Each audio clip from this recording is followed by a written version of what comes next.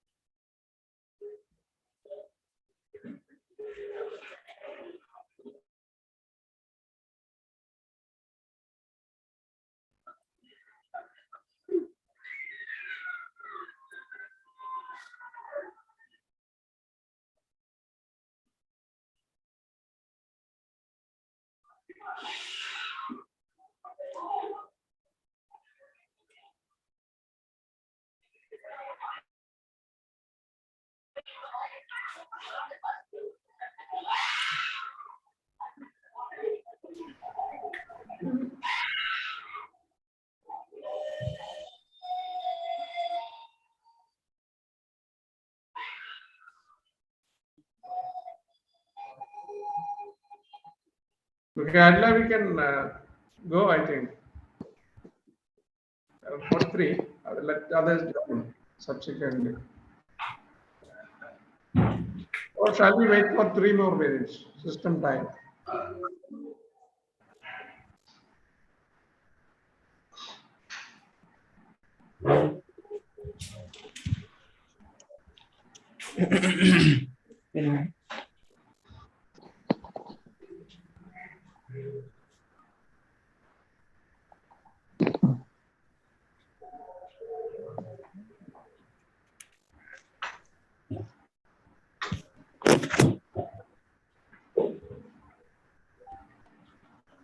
സാറിന്റെ system time ഒരു 3 മിനിറ്റുള്ള slow ആണ് കേട്ടോ.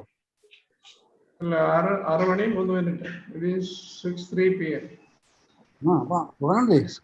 6:03 p.m. So can we begin the session? I think we can. Let others join later, slightly later. If they're too late, I'll keep them in the waiting room. Okay, sir. Then I'll start the Thank you.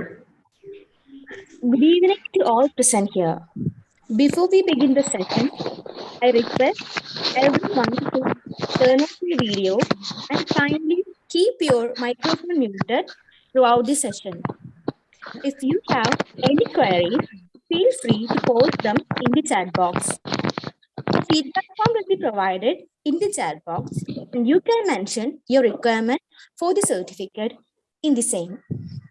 Once again, a very warm good evening to all present here. I welcome all of you to the 95th Inter-Society Weekly Webinar Series talk. This talk is jointly organized by IEEE Kerala Section, the Institution of Engineers India Kerala State Center, the Computer Society of India Trivandrum Chapter, Project Management Institute Kerala Chapter, Internet Society Trivandrum Chapter, Bakka Maulavi Foundation Trust Trivandrum, Life Member Affinity Group IEEE Kerala Section, IEEE Engineering in Medicine and Biology Kerala Chapter, Institution of Electronics and Telecommunications Engineering. same. We have with us Professor B.S. Shaji Mohan sir. He is professor at Department of Applied Electronics and Instrumentation, Government Engineering College, Kozhikode. He'll be giving us a keynote on the topic distances and similarities for pattern analysis tasks.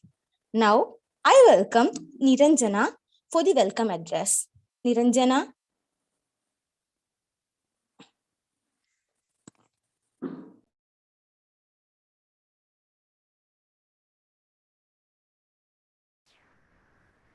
Niranjana, are you there? Niranjana.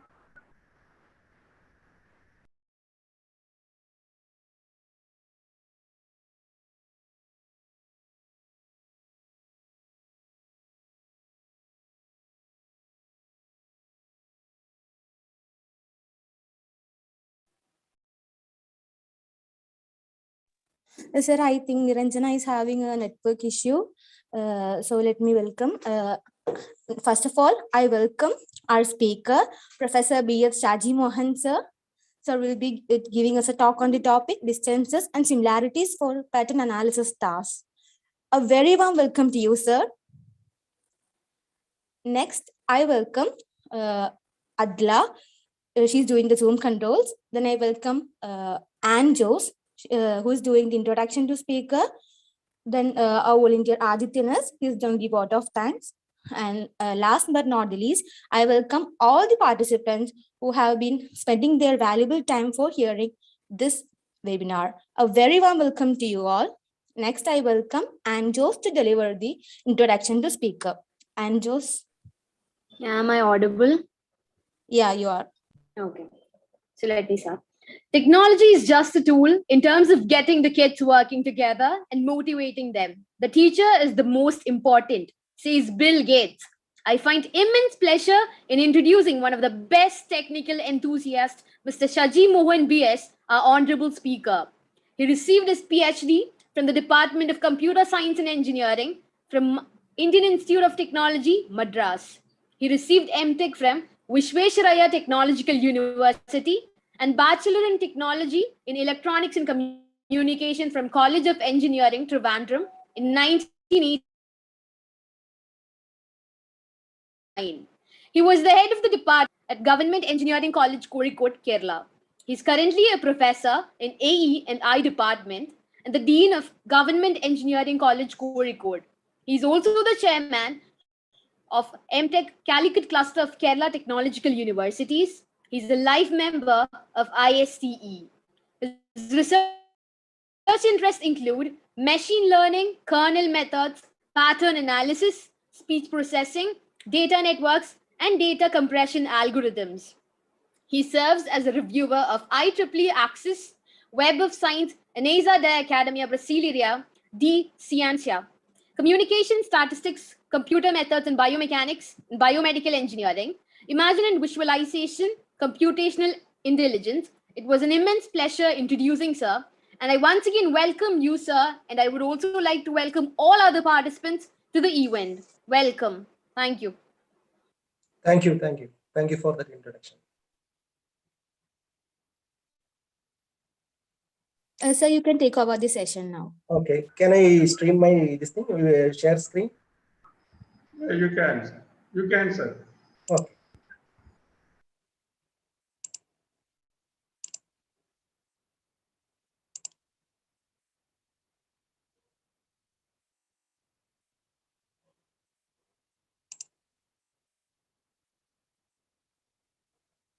Okay. I hope that slide is visible on the screen. Slide is visible. Hello. Yes, sir. And my audio is also okay, isn't it? Is it okay? Yes, sir. Okay. Okay. We will start.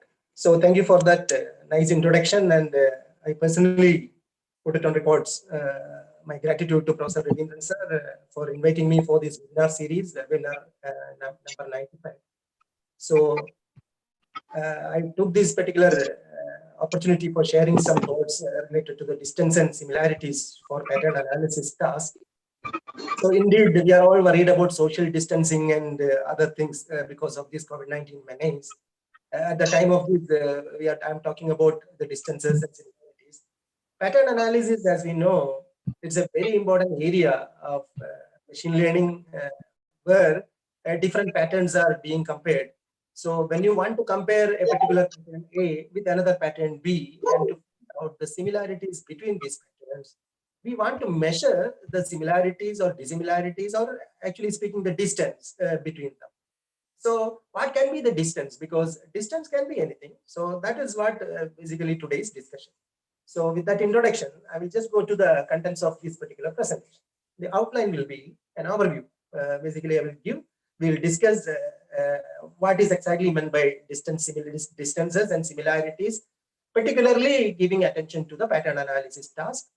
Why we need a distance, that will be the second thing what we will be discussing.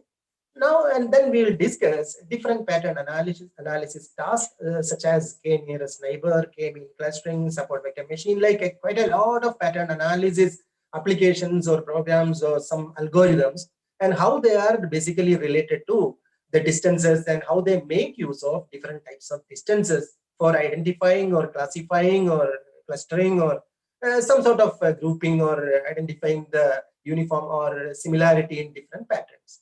Popular distance measures like Euclidean distance, Hamming distance, Mahalanobis distance, like quite a lot of distances are available nowadays. We will just understand what exactly the principle behind all those distances.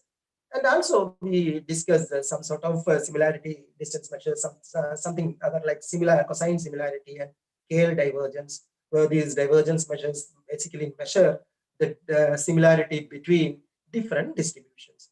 And finally, I will conclude the thing with a simple example or some sort of a case study so that we can understand how we can utilize effectively the distance measures. So that is an overall idea about distances and similarities. Now we'll come to the point, an overview of the distances and similarities. Distance is actually, it is a numerical measurement of how far apart objects or otherwise examples or points are. So generally speaking, distance is something like, suppose you have some point over here, say this is the point A, and this is in a vectorial space, this is another vector B. It gives something like a distance between these 2 points. And so simply, it may not be the distance between 2 points. It can be distance between an adult and a child. When you think about entities which are coming in pattern analysis task, say, so basically, as far we consider the definition of distance, the distance from the point A to the point B is sometimes denoted as within this thing you are having the distance. In most of the cases, distance from A to B is interchangeable with the distance from B to A. That is basically one thing which satisfies a condition. That is, suppose you say that the distance between the point A and B, then the distance between B to A also should be the same. This is a required condition for considering a valid measure or a metric as a distance. So what can be the possible distances? Say we have several distances, like suppose you think about the distance between New York and what you call it as this is something like one place in Japan, Tokyo. This is Tokyo, and this is New York. We can say that the distance between New York and Tokyo, it is something like what distance we call it as, because the distance will be generally traveled across these continents and all. Basically, it will be traversing that distance over this globe, isn't it, over this earth. So basically, that particular distance, if you can recollect this, the Great Circle Rule, this is basically the distance, the length of the shortest path between 2 points while remaining on the same surface, such as the Great Circle distance along the curvature of the Earth. So this is basically we are traversing through the entire globe or entire Earth and finding out this is the distance. So for example, suppose you are doing some sort of a phase recognition algorithm. Suppose you take one of the parameters as the distance between the 2 eyes, or distance between a particular point on the cheek, left cheek, to a distance between another point. So that particular distance will be actually traversing through your nose. So that particular thing is you are maintaining your stay on that particular surface and just measuring the geodesic distance. So geodesic distance is a valid distance. So this is geodesic distance. Another distance, we can say that distances, because always it is not we are measuring the distance in centimeters or meters. There are many things. Say sometimes we say that his wavelength is not matching with my wavelength. So that particular person, it is not that much having the same thinking or some sort of ideology or thinking level as of mine. So he is not belonging to my friend circle. So what we will call it as he is not of the same wavelength as me, as myself, isn't it? Something like we will say. So there we are measuring the distance using a so-called wavelength. His wavelength is not matching with mine. So there is a what is that? Some sort of a distance we are measuring in terms of some wavelength, so-called wavelength.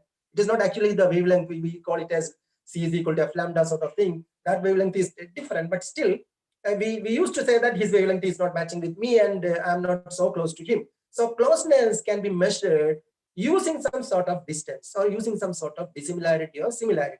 So this is one example how we are measuring the distance between two cities on the globe or the earth. We will consider this as the geodesic distance. Another distance is something like a Manhattan distance. This is something like Manhattan distance on a grid. Like that, you can see that the distance will be something like this. Here the distance is actually, you are measuring the distance on a grid, and this is actually the distance. So that is one thing. So these are all possible distances. Another distance, what we can call it as social distancing. We are see, this is something like a new terminology which is coming. We maintain some sort of social distance between people, but that distance is also say that at 1 to 2 meters, something like that.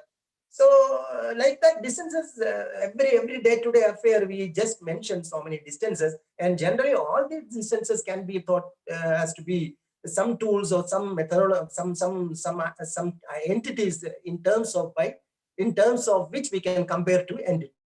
So these are basically some insight why distances are so important in pattern analysis task. Now the distance, when we talk about distance, say for example, suppose my pattern analysis task is to identify or distinguish between a child and an adult. Okay, a child and an adult. So how much a child is distant from an adult? It is not the physical distance they are this thing, but a child can be, say for example, how we can distinguish a child from an adult. Child will be having lesser weight and lesser height compared to an adult. So child's weight and height will be something lesser than that of an adult. So his weight, the child weight will be W1 and H1, whereas an adult weight will be W2 and H2. So the distance between that can be, you can say that if you just find out the distance between these, and then if a new entity comes into the picture, and you can compare when the new person is a child or adult by just comparing whether this particular new person, he is very close to this or he is close to this. So depending upon his closeness in terms of height and weight, we can just make him belong to either the child group or the adult group. This is basically the psychology, or this is basically the approach behind every pattern analysis task, something like classification or grouping items together. And all these places we make use of this methodology. That is, say for example, whether it is child or adult, we will collect height and weight from all individuals, and then these will be as per these height and weight for the child will be as per some distribution. Height and weight, these two-dimensional details will be for the adults will be belonging to certain other distribution. And then a new entity comes, we'll check whether this entity is close to this distribution or whether the entity is close to this distribution. Based on that, this particular new entity will be classified as the child or an adult. This is basically the methodology that is being used for most of the pattern analysis stuff. We'll come to that in a later session. Okay. So now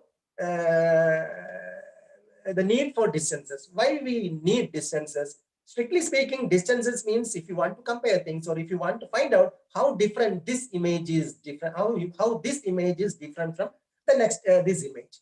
Of course, we can say that there is quite a lot of difference between this image and this image. This image actually is having some darkness is more in this image, and this image is having somewhat lesser darker, or it is more brighter than this image. So I will call that this is a more brighter image, and this is a relatively a darker image. Okay. Now, what is the distance between, or what is the difference between these? We can say that this is more darker compared to this image, or this is more brighter compared to this image. But there is one thing, these darkness and brightness and all those things we can account in one particular parameter, which is called contrast. Say this image is, the contrast of this image is different from the contrast of this image. Okay. And now this can be actually done by comparing the histograms of these two images. So this particular diagram shows the histogram of this image. This is the histogram of this image, and this is the corresponding histogram of this image. You can say that, and suppose this is actually a histogram is actually the number of pixels that is belonging to a particular gray level. So here, this every image, if it is represented in 8 bits per pixel, then total number of gray levels available in this image will be 2 raised to 8, approximately equal to 256. So generally speaking, as simple as speaking like this, every image can be represented, or every image there can be 256 levels of gray. But in this particular image, it is darker. And suppose you say that 0 corresponding to darkness and 256 corresponding to perfect white or brightness, perfectly bright, and is perfectly darker. And in this particular image, we can say that this is relatively a darker image.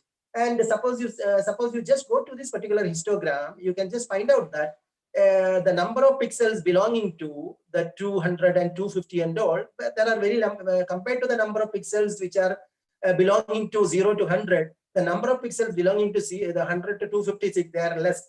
Say this many amount, because the area under the curve, you just take this number of pixels. These are actually in this axis the number of pixels belonging to a particular gray level, and the gray levels are from 0 to 256. You can say that pixels belonging to more than 200 and somewhere in 256, they are no longer existing also. So relatively darker pixels are more in this, and that is evident from this particular graph. That is, the darker pixels are peaking over here. So now if you just look into this particular histogram, we can say that the number of pixels are evenly, more or less evenly distributed, and even we can get more pixels over this 256. That is, brighter pixels are also coming into picture. So that is the reason why this image is becoming more brighter and more appealing visually than this darker display. So now the comparison can be, you can make a visual comparison, which is how much they are very close. But if you compare this histogram, it will be giving you a better comparison. And we will think about some distances by which this can be accountable, isn't it? So basically, this is a distribution, because histogram means it is a distribution or density distribution of pixels. This is also a density distribution of pixels. These are two distributions. So histograms can be viewed as distributions, and there are some measures by which we can find out the difference or the similarity between two different distributions. Say, maybe these distributions are maybe Gaussian or any distribution, but because histogram is a density distribution of pixels. So in mathematical, there is a way of comparing the similarity between two distributions. More or less, it is the same as comparing two pictures or images, but even we can, at a lower level, we can compare these images using a KL divergence. Divergence means it is the dissimilarity between two histograms. Here we have two histograms. In mathematical statistics, pullback Leibler divergence, that is what is known as the KL divergence, which is being represented as D of KL. D of KL means the divergence of the KL divergence between the distribution, density distribution P, and between the distribution Q. That can be given as where x belong to x, summation of where x belong to this sum of px, that is the distribution P of x, and log of px by qx. This is basically giving you the pullback Leibler divergence between two histograms. This can be utilized for finding out the similarity between two distributions. Suppose you have, in the earlier problem, we have a group of children and we have a group of adults. All these adult height and weight values, two-dimensional values, can be considered as a distribution, and it can be modeled as a distribution. And the children or child who are having a definite or a range of weights and height can be also considered as some distribution. And then if you have two distributions like that, we can model and we can find out how much an adult is different from, or what is the similarity between an adult or child, how much they are dissimilar.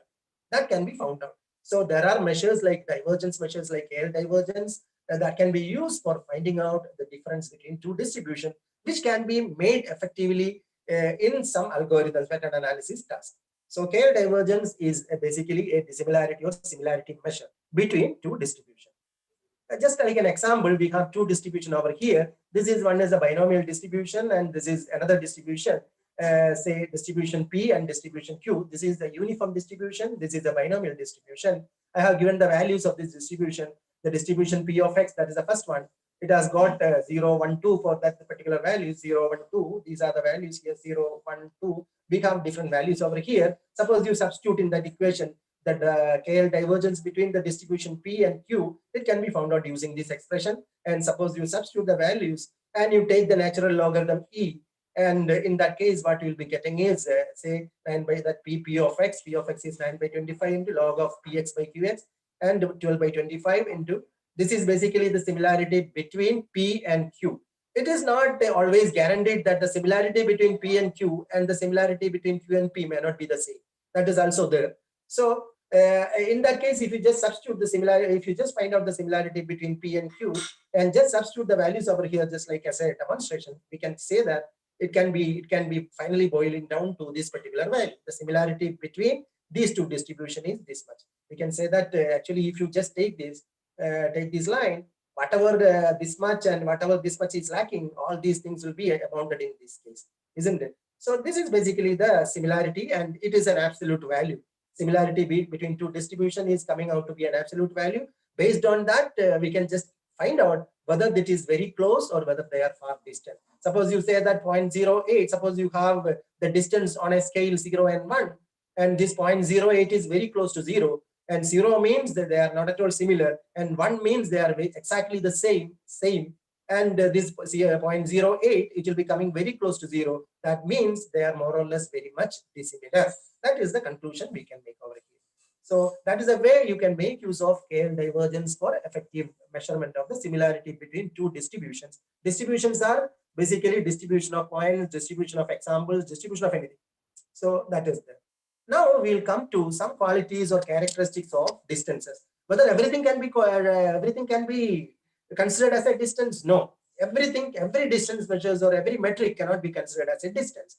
Suppose you think that you want to find out the distance between an entity x and another entity y, and this is what is distance between x and y. And basically, if it is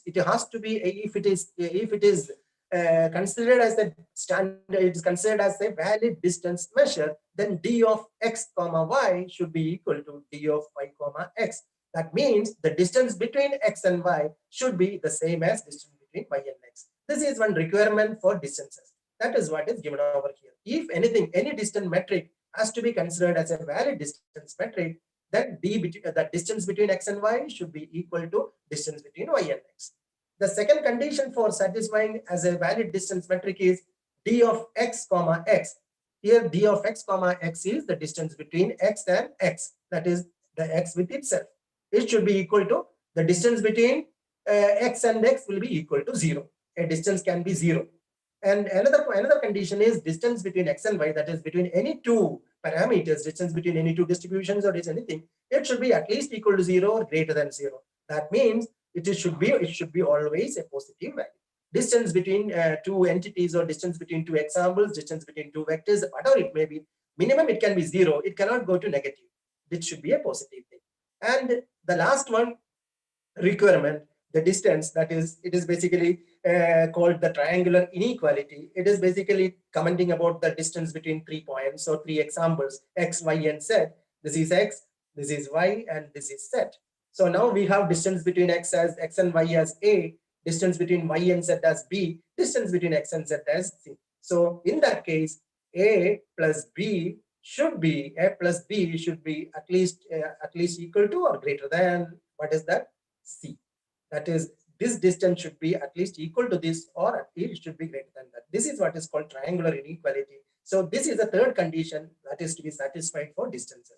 If any metric that satisfy these conditions, like d of xy or the distance between x and y should be equal to distance between y and x, distance should be between the same things should be 0, and the distance should be positive, and it is satisfying triangular inequality, then we can call it as a valid distance metric.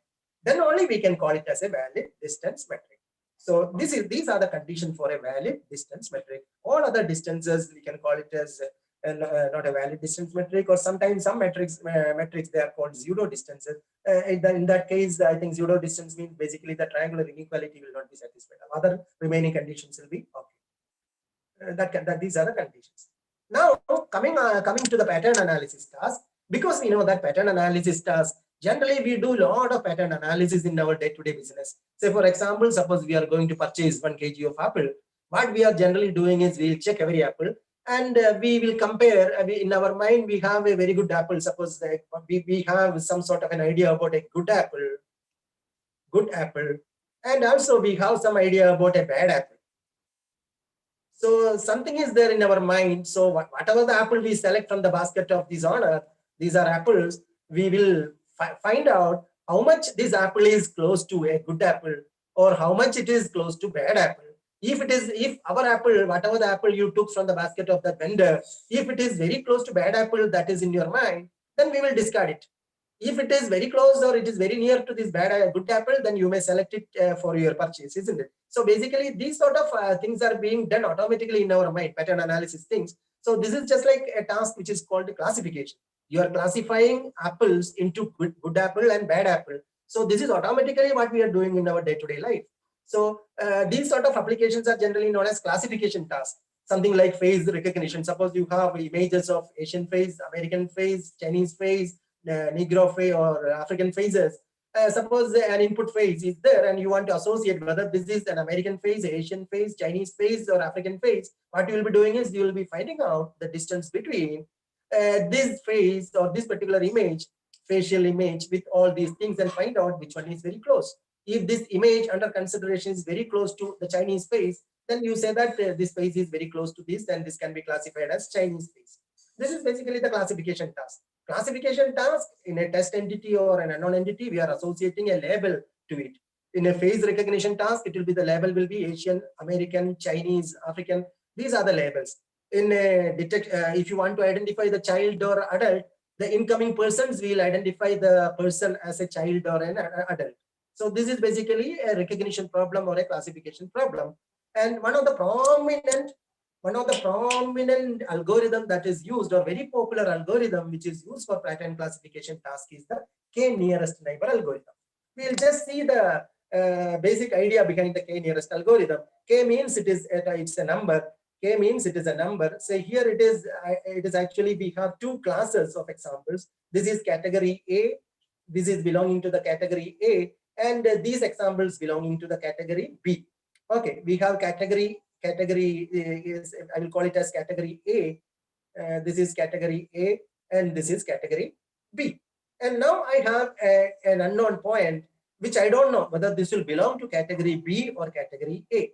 So in the k nearest neighbor, suppose if I take the value of k as 5, then it is 5 nearest neighbor. So what it will do is it will identify 5 nearest neighbors of these unknown examples. Okay, this I will remove, this I will remove, this I will remove. So 5 nearest neighbors of this example. So which are the 5 nearest neighbors of this example? You can draw a circle around this unknown example, new data point or an unknown example. We will call it as a test example. And the 5 nearest neighbors are actually 1, 2, 3, 4, 5. All other examples are outside this circle. So this is basically the 5 nearest example. And out of this 5 nearest example, 2 belong to category B and 3 belong to category A. So in that case, the majority of its 5 nearest neighbors are actually belonging to category. Suppose this is category A and this is category B. Majority of these items or these entities, neighbors, are belonging to the category A. So the unknown point, test point, A is classified as A. So this is basically the strategy behind the k nearest neighbor. And the k nearest neighbor, the driving thing is, how do you measure the distance between these particular, that is 5 nearest neighbors. So there is a nearest. So how do you measure the nearness between the test example and all other training? These examples are called training examples. Why we call these as training examples? It is because we call all these points, like slightly green points, as training examples. Means we already know that these examples are already belonging to category A, and these already all blue points belonging to the category of B. They are having a label B, and these examples are having a label A, and we don't know what is the label of this. We have to determine what is the label of this. This is the classification problem, and the k nearest neighbor is basically one of the popular algorithm. We can solve this classification task, and that k nearest algorithm make use of finding out the distance between the test example with every examples. We have to find out with every examples, and then we have to arrange those examples into some descending order, so that the first 5 will be the lowest distances, and out of that 5 lowest distances, what we will do is we'll find out the 5 lowest distances actually belonging to 5 different examples in all these, belonging to all these group, and out of that majority belong to which? Out of these 3 belong to this A, and only 2 belong to category B. That is why we make the test example to set to belong to this category A. Now the problem is solved. This is basically the classical K nearest neighbor. Here what I want to say is this is a distance based algorithm because we are finding out the test labels, class label, based on the distances between the test and all other training examples, and then finding out its 5 nearest neighbors. The nearness is ascertained with the help of a distance. Which distance? That is what we will be discussing later. We can use several distances. Whatever the distance we consider, it should be a valid distance which satisfy the above 3 or 4 conditions that satisfy the distance. Satisfy it has to be a valid distance metric. Okay. Another popular pattern analysis task is clustering algorithms. And one of the popular algorithm which is known as the K-means clustering. K-means clustering. I'm not going into discuss. K-means clustering is a method of vector quantization. Vector quantization means you are just categorizing or you are just grouping items into different number of quantization levels or quantized regions or quantization levels or whatever it may be. Basically, it is separating or segregating different clusters or constellation of data in a space. So that is what is, we are just dividing the data original space into different subspaces where each subspace is actually the decision regions for the data sets. So now that can be explained. K-means clustering is a method or it's a method of vector quantization originally from signal processing that aim to partition n observations into K clusters. So basically the total n number of examples we are dividing into K groups. Suppose you have 1000 examples, you are grouping 1000 examples into 3 groups. 500 belong to here, 200 belong to here, 300 belong to here. So the patterns are being grouped or clustered into 3 different distinct clusters. So this is the idea behind pattern clustering. This is basically considered as an unsupervised classification task or unsupervised learning task. Basically, how this is being done, it can be explained with respect to certain examples. K-means clustering means originally you have all the data sets belonging to a single cluster. And we don't know how many K. Here, the selection of K is very important. Similarly, the K nearest neighbor, in the previous case, we consider 5 as the K nearest neighbor. And then basically the value of K is basically an important design parameter. Here, the important thing is we have a group of points which are not being clustered. Now, using some methodology, we'll find out that what should be the value of K. That means you want to divide the data into K different clusters. Say, for example, K, we will make it as 2. And how you are arrived on this 2, it has to be arrived based on several intuitions, several other techniques, several other ways you can decide how the K value. But for the time being, I am considering K is equal to 2. So what I will be doing is I will randomly select 2 points in this data set as the random or basically the means of these 2 so-called clusters.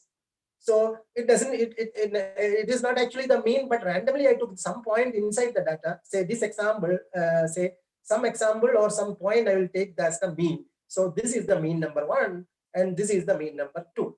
Now I will just take each example and find out the distance between every example. Say for example, I will take this example.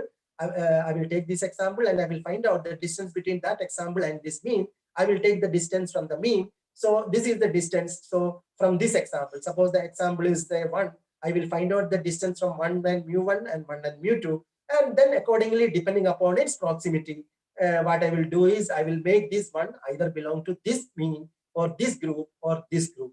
So that process, once it is over, what I will be having is I will be getting some sort of a demarcating line where all these points are actually closer to this mean rather than this mean.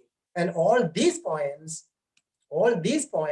are closer to this mean rather than this mean. So it has been divided into 2 groups based on some random assumption that this is the mean. Actually, these are not the mean. So the algorithm proceeds further. And then already you group these elements or examples into 2 groups. Now you are free to find out the new mean of these, because already these points are having some mean. So the mean previously it was here or it was here, somewhere here, it will be shifting here because all the points are like this. The mean is somewhere here. So you determine the new mean. Similarly, you determine the new mean for this group.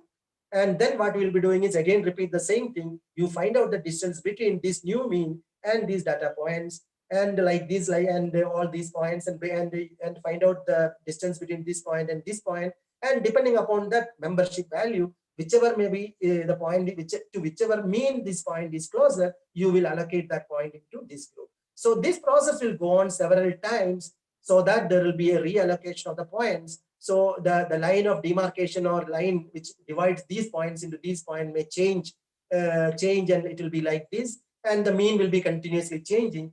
And finally, it will come to some situation that there is no further change in the demarcating line.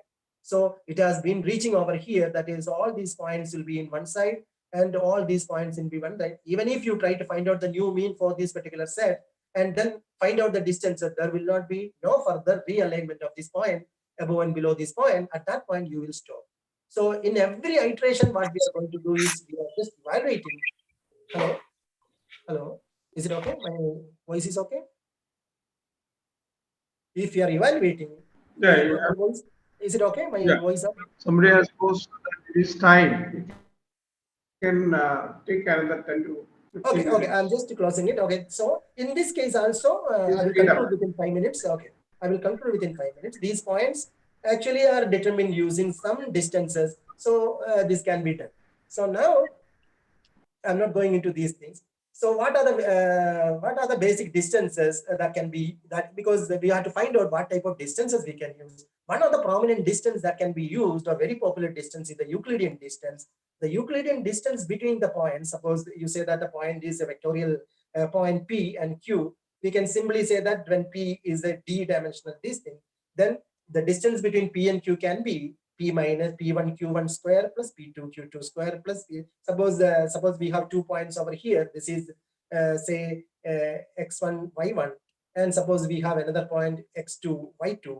The Euclidean distance between this will be x1 minus x2 the square plus y1 minus y2 the square, and the root of that. This is basically the distance between these 2 points. This is basically considered as one of the popular distance between 2 points.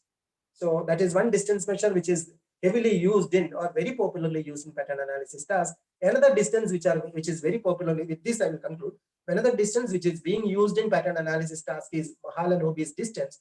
Mahalanobis means he was a scientist or a director of Indian Institute of Statistics, Kolkata. So he only suggested this, and this particular distance is very much used in most of the pattern analysis tasks nowadays. Yeah, compared to Euclidean distance, this distance is considered to be a very meaningful distance. With the explanation of these particular distance measure, because an Indian contribution to these distances. So this is basically a distance between a point X in a vector space between a non-distribution. So a distribution, suppose you think that the distribution is a Gaussian distribution. The Gaussian distribution is characterized by a mean and a variance, or a standard deviation small sigma. And small sigma is a standard deviation, and capital sigma is the covariance matrix of this particular Gaussian distribution. Then the distance between this point X and the distribution characterized by a mean, standard deviation, and the covariance matrix, we can say that it is equal to the Mahalanobis distance D of M, that is a Mahalanobis distance between this distribution with this particular mean and another data point X, is equal to X minus mu transpose into sigma inverse, where this is the inverse covariance matrix into X minus mu. This is basically considered to be one of the most prominent distance measure which is used in pattern analysis tasks. Actually, this particular distance measure is contributed from Indian side. He was the director of Indian Statistical Institute, and his name was P.C. Mahalanobis, and the distance was named after him, P.C. Mahalanobis. So these are the several distances which are being used over here. There are many other distances like cosine similarity, Hamming distances. They will be used in different contexts. So these are all these things, and this case study I may not be able to discuss now. So now the trend is, rather than using a standard Euclidean distance or a Mahalanobis distance, it is possible to find out it is possible to find out, or it is possible to learn a new distance from the data. This is what is known as distance metric learning. This is a prominent and this is an emerging area in machine learning, where you are just finding out a desirable distance measure from the data itself. So the distance is learned in such a way that it will make the entities very close, similar entities close and dissimilar entities far apart. So this is made into an optimization problem, and then we will solve it and find out what should be the distance that can be learned from the data. That is, this distance is in such a way that similar examples are made closer, dissimilar examples are made apart. Such a distance, if you can come out with the data, then that distance is learned from the data. So that distance will be a more meaningful thing. So nowadays, machine learning tasks rather than using a standard default Euclidean distance or a Mahalanobis distance, make use of what? Make use of a learned distance. So if you can make use of a learned distance, that will be more meaningful. With this, I will just conclude this talk. Thank you for remaining with this talk, and I just express my gratefulness to Dr. Ravindran sir and other senior members who are listening to this. And I think it is a time for us to have a interaction or question answering. So thank you, thank you, and thank you for patient listening also. Thanks a lot. Thank you. Yeah. Thank you, sir. Amrita. It was indeed a great session. It was very informative, at the same time very interesting also. So we are having some questions in the chat box. And everyone, please note, if you have any queries, feel free to post them in the chat box. So can I read the question for you? Yes, yes, yes. So what are the practical applications where we can use this theory? Explanation with respect to few examples will be more beneficial to the members present. Your views, please. Yes, yes, yes. That is basically the application which already I have mentioned. Suppose, suppose you want to classify. Suppose there are people coming through a queue, and they are passing through certain enclosures or something like that. Then and you want to find out whether the incoming person is an adult or a child. So physically, you have to take some feature extraction from these things. So if you can think that height and weight can be a discriminating features that can distinguish or discriminate between an adult and child. So in that case, what we will be finding out, say for example, suppose if the adult and child thing, the height and weight, suppose you take this is weight and this is height, we know that height and weight for children will be very less compared to height and weight for adult. So adult will be having larger height and larger weight. So in that case, this is the area, this is basically the region where all these adults can be, depending upon the two-dimensional height and weight we extracted, the physical measurements we have taken. Based on that, we can categorize. Now, what we can do is suppose we know that a person, adult is 18 years of age, we cannot measure the age. And even first year engineering student, he may belong to 18 or 20, we don't know, 19. So from the appearance, it will be very difficult.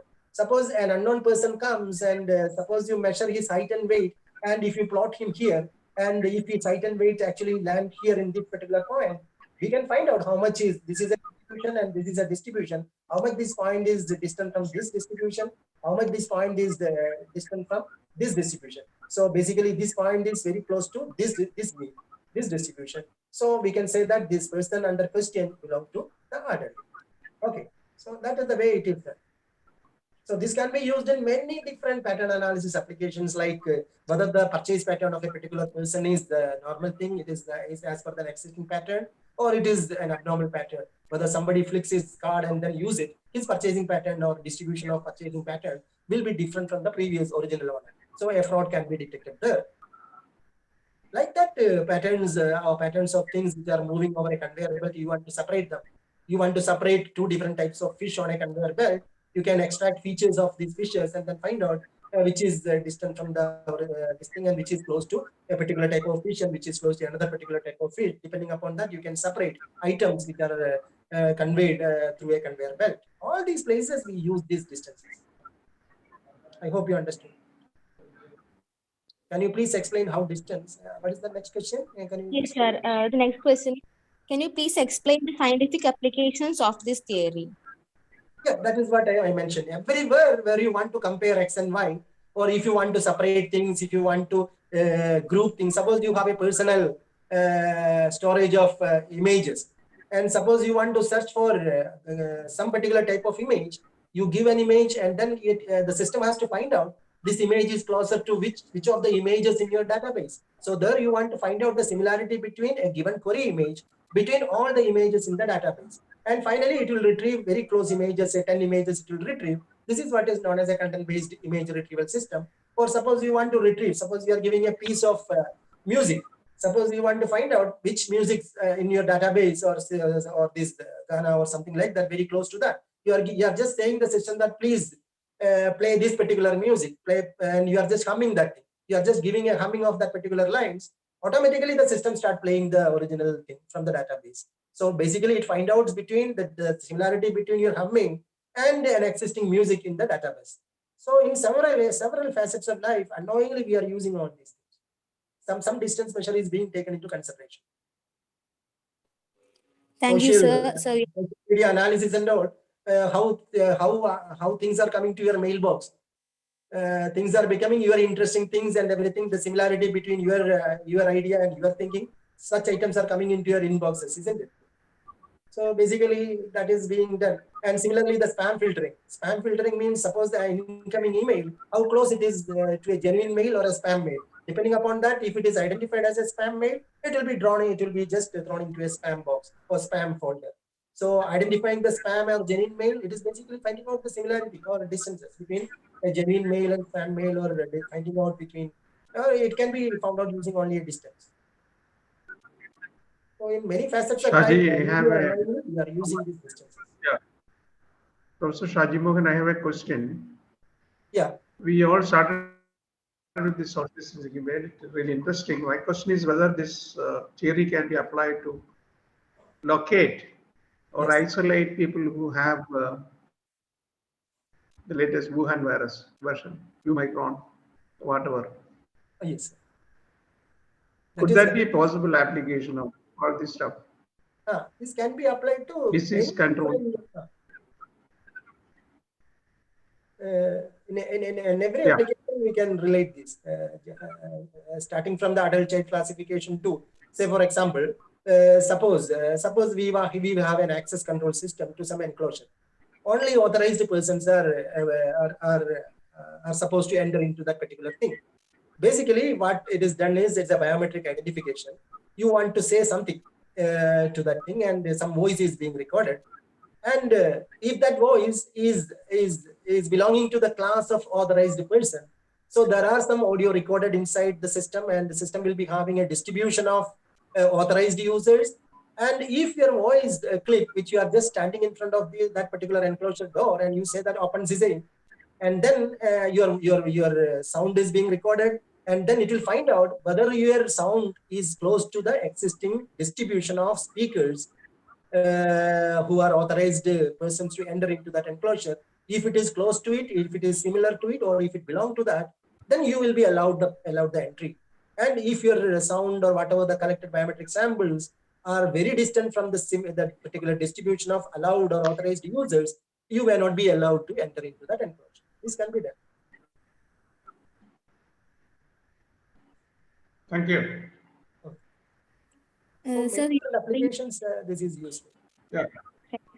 Amrita, check whether anybody else is lost. Any question, query, or comment? So, sir, please explain how distance metric learning can be applied on a data set. Distance metric learning, how that is what I was mentioning, how you can apply the distance metric learning to a data set. So now we have a data set, and then what we want to learn is a new distance measure. Okay. So we want to learn a new distance measure rather than a default distance like Euclidean distance or Hamming distance or any other distance, Mahalanobis distance. So you have to learn a distance, and you have to formulate an optimization problem there. Because already you know the data. You know different entities in the data, you know the distance between different classes inside the data. So from that, you find out a distance that will be minimizing the distance between the examples of a same class. At the same time, that distance will be maximizing, that distance will try to maximize the distance between data belonging to different classes. So this is a strategy. So you make this as a constraint for a constraint optimization problem, then develop, and then go on keeping that original distance measure, modify it, update it till you are satisfied. So finally, you will reach a particular distance measure, which will try to keep the distance between similar examples very small, and which will try to keep the distance between dissimilar examples larger. So that distance is the optimal learned distance. So this is being used in nowadays, many different cases. And it is found that such a distance measure is more meaningful than a default distance, like Euclidean distance or a Mahalanobis distance in many situations. Yeah. Thank you, sir. So that was the last question. Thank you so much for answering all the queries, sir. Next, I welcome Aditya for the vote of thanks. Good evening, all. Can you hear me? Yeah, we can hear you. Okay. It's time for vote of thanks, and on behalf of IEEE Kerala Section and Inner Society Weekly Webinar Series. I extend a very heartfelt gratitude to the Honorable Speaker of the Day, Professor B.S. Shaji Mohan Sir, who gave an excellent section about distance and similarities for pattern analysis. Thank you. Thanks a lot, sir. Okay, thank you, thank you. Thank you for patient listening, and thank you for very nicely arranging this talk. Thanks a lot. Okay, and I am extending my gratitude towards Ravindra sir, who helped us to organize this event. Thank you, sir. And I would also like to thank all the volunteers who helped to run this program smoothly. And at last but not least, I would like to thank all the delegates who participated in this webinar. Once again, thank you all. Thanks a lot There for is one listening. announcement. A grand success. Yeah, thank you. Thank you. Aditya. There is one more announcement. From next week onwards, the talks will be arranged from 7 to 8 p.m. Yeah, when the speaker is architect Sunil Edward, who is a professor at the Department of Architecture, College of Engineering and Dean of Studies. Okay, thanks for your patient listening, and we all look forward to you about for the next talk as well. Thank you. Good evening. Good night. Yeah, Ravindran sir. Yes. Next, the time change. Did we inform the participants? This is suggested by all the delegates of participating institutions. They said 6:30 or even 6 is not convenient them. So we'll be doing this on an experimental basis. If the number or the footfall comes down, you may revert back to 6 to 7 p.m. instead of 7 p.m. to 8 p.m. because they said most of them will be traveling from their offices. So this could be more convenient. So finally, I agree. My role is minimal. I am ready to revert back to the old time. We can discuss of. Yeah. Any other comments? Preferably, we will be sending the emails only, not through WhatsApp, because once it becomes WhatsApp, the disturbance and the trouble with the organization is much more. Mohammed Qasim sir, if you have a comment, you can. Please. Yes, sir, that email is okay, but okay, we'll think of sending some WhatsApp message also, maybe 1 hour or 2 hours before the start of the session. Yeah, but, I request somebody to take over the process of that will be already good, there is sir. a limit on the number of characters we can post through our e-notice, right? 1 week before. So regarding, sir, Ravindran sir, one doubt regarding the common ID and password, that is possible. Have you checked, sir? No, he said it may not be possible because even today there is one more meeting. If I remember correctly, there is one more meeting by and we have closed the time limit. Right? I am not sure. It is scheduled at 6:30. It's already 7. No. Our meeting alone can have a separate ID and password, so that we need not every time inform them. It may not be possible, sir. It's not a question of having a common ID or whatever. People has to have the patience to listen to good talks and ask relevant questions. However hard, we can send emails to 1,000 people or 2,000 people. Ultimately, the head count will be more or less same. Today, I was lucky to have a patient audience. I'm not against anything, open to all ideas. Finally, it is a collective decision. Yeah. Your job can be reduced. That is what I felt. Yeah, sure. Anyway, let us discuss. Okay. Thank you. That we'll discuss in the common forum of all, promoting. Okay, sir. Yeah. Okay. 9 institutions. Thank you, sir. Thank you. Yeah. Thank you, sir. Bye. Okay. 7 o'clock will be more convenient for most people. WhatsApp.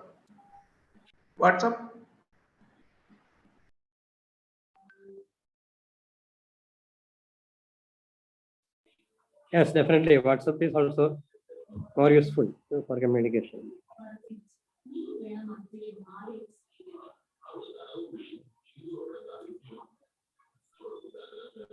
Panicker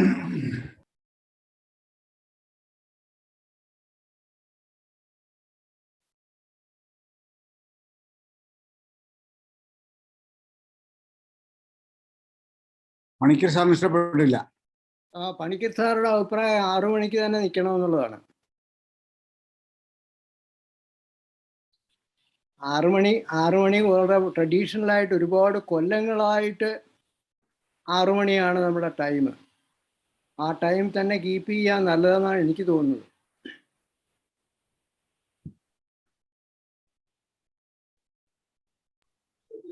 Sir, when we are having a real talks in the hall, it was actually 7 o'clock, 7. That was the usual time till this pandemic took over and we had to go to the virtual arrangement.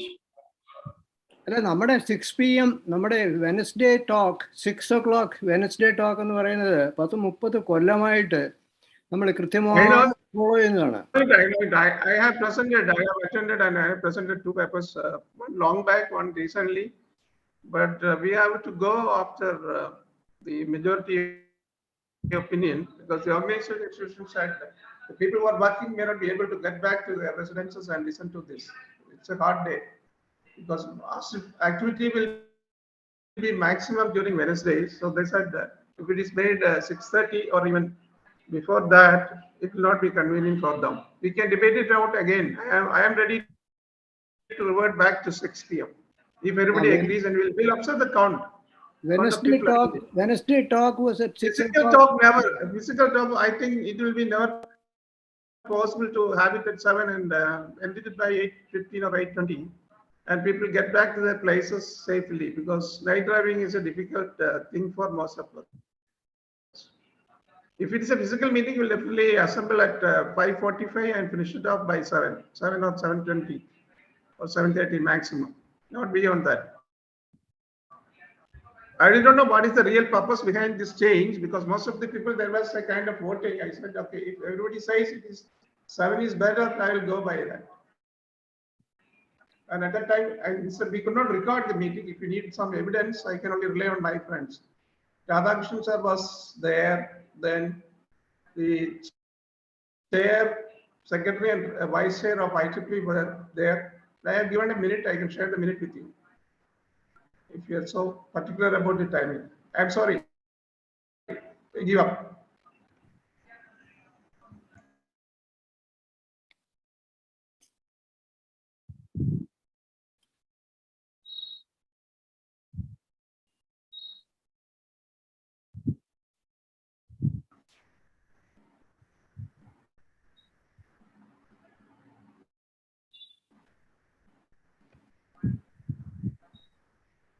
Yeah, sir.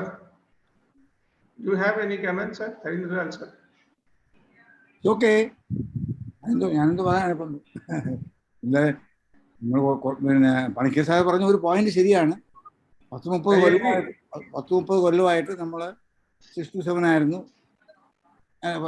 അതെ, 6 to 7 ആയിരുന്നു. I should there be a change എന്നാണ് sir ചോദിച്ചത്. എന്തിനാണ് അങ്ങനെ ഒരു മാറ്റിയെന്നുള്ളത്, പിന്നെ what was the basis of that change? അല്ല, ആളുകൾ പറഞ്ഞെന്താണ് sir? They said that the population will be much more if we slightly. സാറേ, ആളുകൾ എന്ന് പറഞ്ഞാൽ ഒരുപാട്. But they said no, 7 is better. I don't know whether it will kill the whole process or make it a utter wastage of time. All the volunteers, including myself and the student volunteers, they are spending a lot of time on this, and finally, no. So I went by the majority. Ours is a democratic, look. Okay, we'll as I said, we will test it again. If the football comes down, we'll revert back to 6 to 7 or even 5:30 to 6:30. If everybody No, 6 to 7. That's a definite time. അത് മാറ്റം വരുത്താതിരിക്കാൻ നല്ലത്. ഒരുപാട് കൊല്ലങ്ങളായിട്ട് ഞാനും അതിനോട് ശരിയാണ്. പണിക്കർ സാറിനോട് I am really Mohanlal. I am also joining Panicker sir in the times schedule.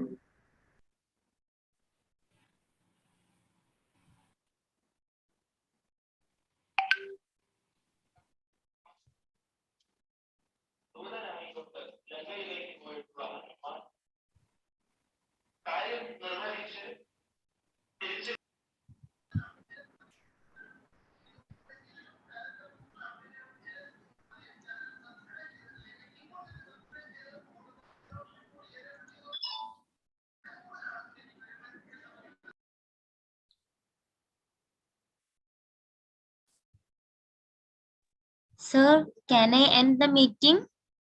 എല്ലാ പിന്നെ ഞാൻ പറയുന്നത് എല്ലാ കമ്മിറ്റി അംഗങ്ങളും കൂടെ ഒന്നുകൂടെ റീകൺസിഡർ ചെയ്യുക എന്താണ് എൻ്റെ പരിപാടി എന്നുള്ളത്. മെമ്പേഴ്സിനോ പാർട്ടിസിപ്പൻസിന് വേണമെങ്കിൽ they can send their communication to their respective organization that this is better, which is better. And on that basis, let them take the decision.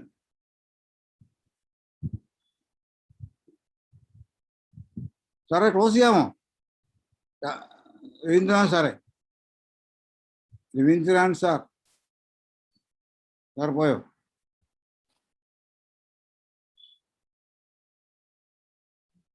Can I end?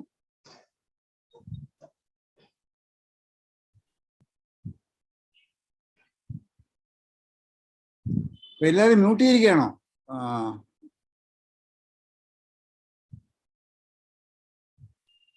Hello hello ആ